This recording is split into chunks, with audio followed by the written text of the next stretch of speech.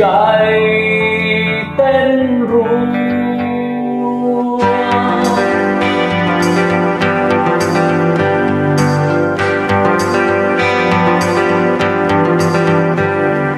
เสี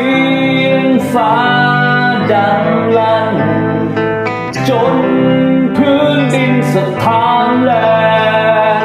แม้ใจยังสั่นมันสำแดงลมพัดแรง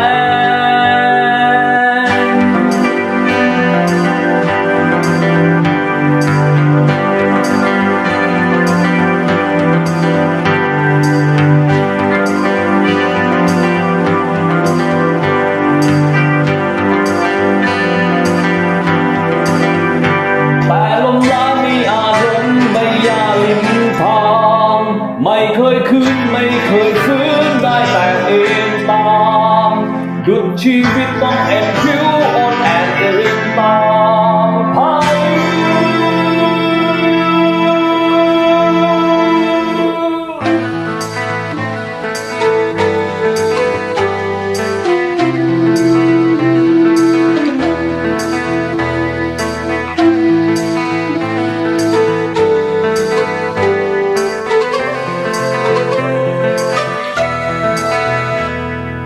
ท้อ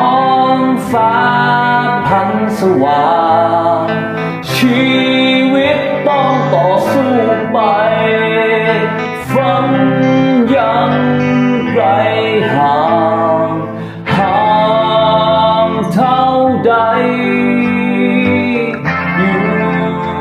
สู้ไป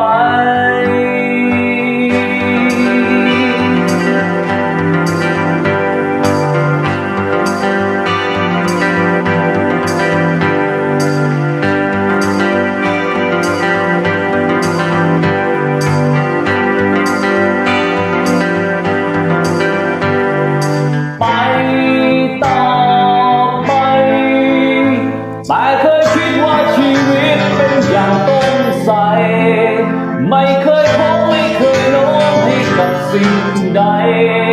เพิ่งจะรู้ว่าชีวิตต้องอ่อนเอ็นตาย